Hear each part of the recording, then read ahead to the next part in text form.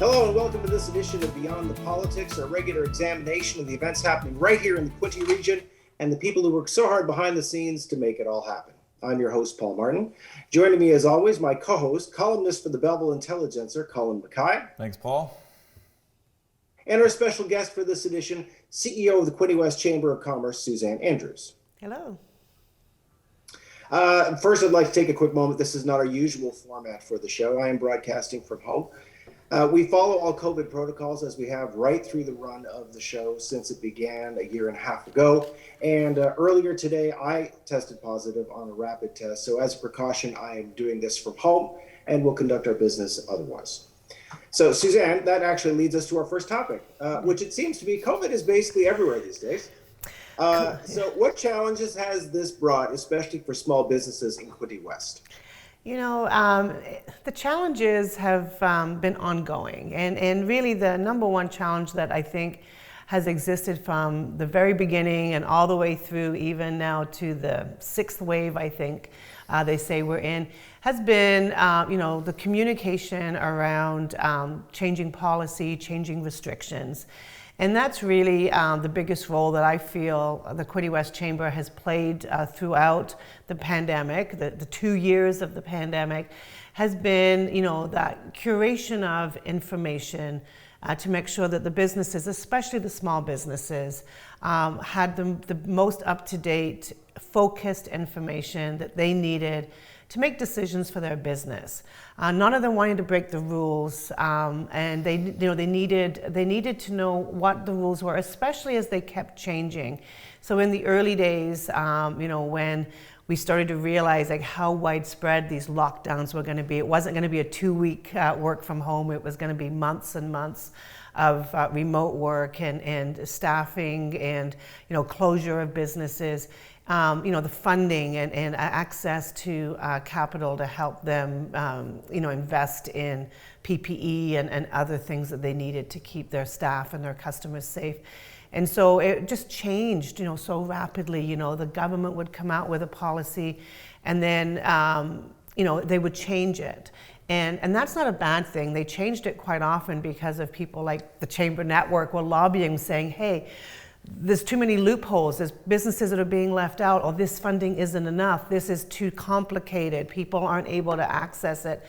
So they kept changing it. Do you think one of the problems I found was they sort of allowed the big box stores to remain open at the beginning, and then were the businesses complaining about that at the beginning? That was certainly an issue, and it's like anything, there was reasons for the decisions.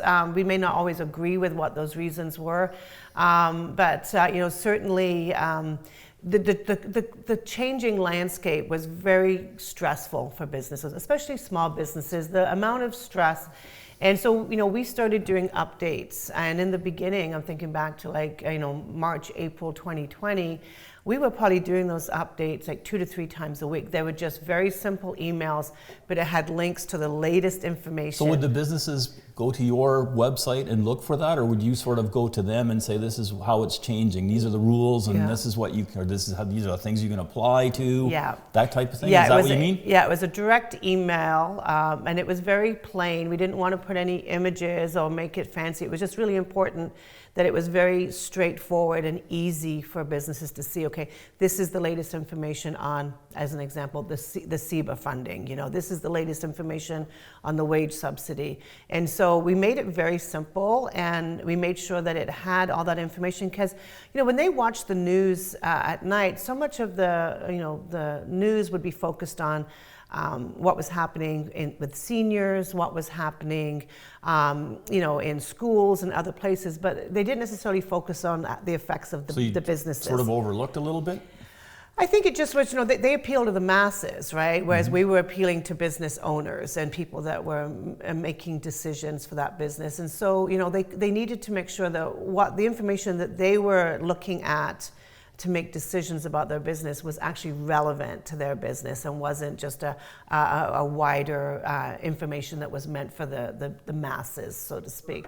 A handful of positives, that's one, working together. But another one was this really forced a lot of businesses to look at the digitization or the online presence of their business. Yeah. And what have you seen in that area so far? Well, I think digitization was happening, but it was happening slowly. Especially some of our smaller Main Street businesses were slow to adopt online stores. They may have had a website, but maybe it wasn't, the best website. They weren't necessarily using some of the bigger software like Shopify and others that are out there to build their online stores. And again, through funding that was available through the Digital Main Street and other funding, they were able to adopt that. And the grants that were given out were not very much. I think they were like $2,500. But obviously it was enough of an incentive to make businesses adopt it.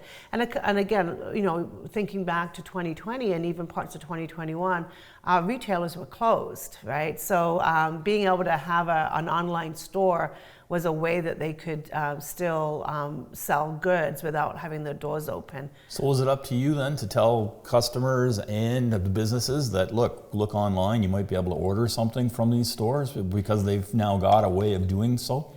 We did that through some variety of initiatives. So through the past 2 years, we've had an initiative when a lot of the personal care businesses and the retailers were shut. We did it where you could actually go online and link to where you could purchase gift cards from those businesses. So even though you couldn't use them right away, you could support that business while it was locked down by purchasing gift cards that you could use in the future. We were talking about all kinds of things that were COVID related and the pressures on the workforce, and we got into inflation. Inflation is such an all-encompassing thing right now, and at a time when businesses are like sort of dealing with a sort of possible post-aftermath of COVID, how is inflation hitting local businesses, and how much of a concern is that, especially for a small business in Quinte West that's just trying to make ends meet? Well, I think one of the outcomes from high inflation, of course, is the increase in the interest rates. And so a lot of small businesses right now are coming out of COVID with quite a heavy debt load that they've taken on. And so that is a concern. Many of them have stretched their lines of credit. Many of them have taken out loans. There has been obviously, the CEBA loan, which came out through COVID. Most businesses were able to get the $60,000 of no interest loan. And the government, it was supposed to be paid back by December 2022.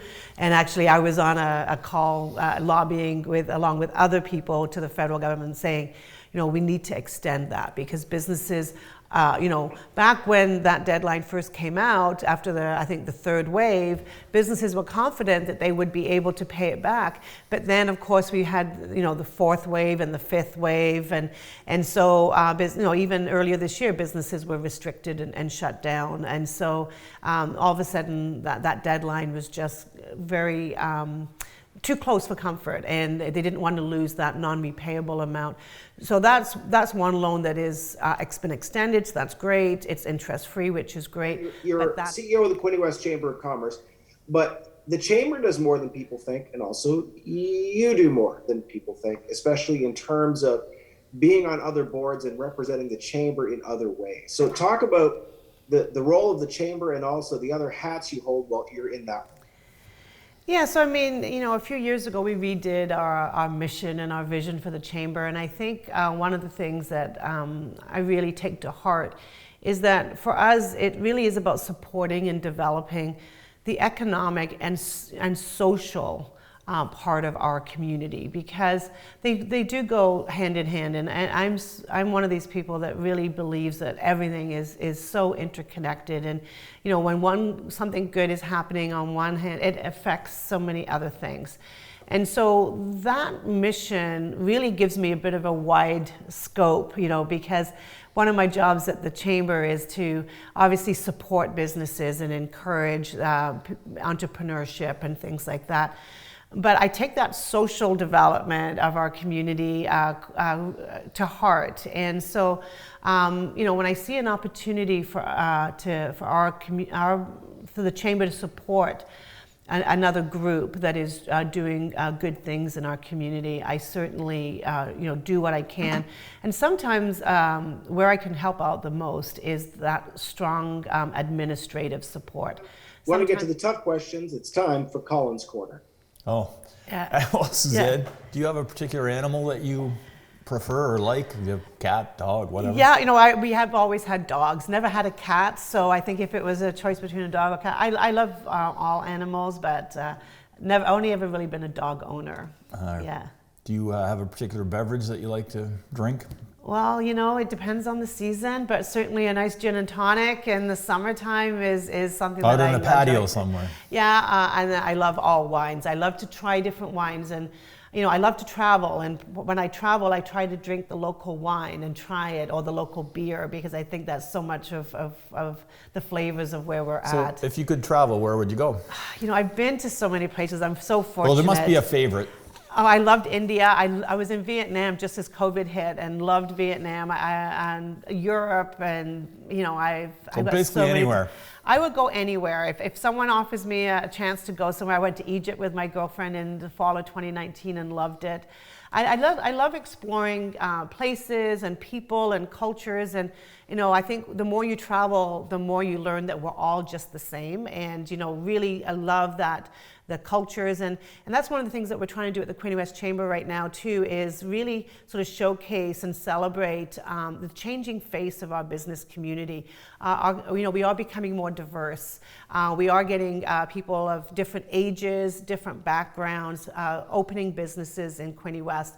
And we've just done a video which really kind of showcases that diversity in our community. We've got a second one that's in production right now that we want to do, and it's just a really lighthearted but positive video. Okay, Paul, I'm going to let you wrap it up. So that's a good point. We're trying to promote diversity, but as well, when RCI originally decided to come here, they could have gone anywhere. That business could be located anywhere.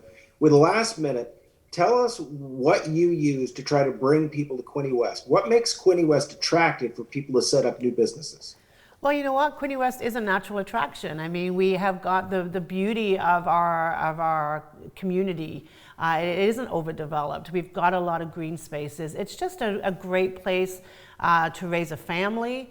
And we are a family community with lots of active opportunities. For families to do things together, and I think that's what's attracting people to Quinte West. And we also, I've been at some of your Taste Like events before. Such a growing wine and craft beer sort of industry. Yeah, I think people love coming here to explore the local flavors, right? So whether it's the food that's grown here, we've got some great restaurants and chefs in our community. We've got 2 breweries now in Quinte West. Prince Edward County is just down the road if you want to go and explore some local wine. So I think, what is bringing people to Quinte West and the Quinte region in general is just that, we're just so well located, and we've just a really great outdoors communities where you can enjoy the fresh air, the trails, the water. There's just so much you can do here. Thank you so much, Suzanne Andrews, CEO, Quinte West Chamber of Commerce. This has been Beyond the Politics.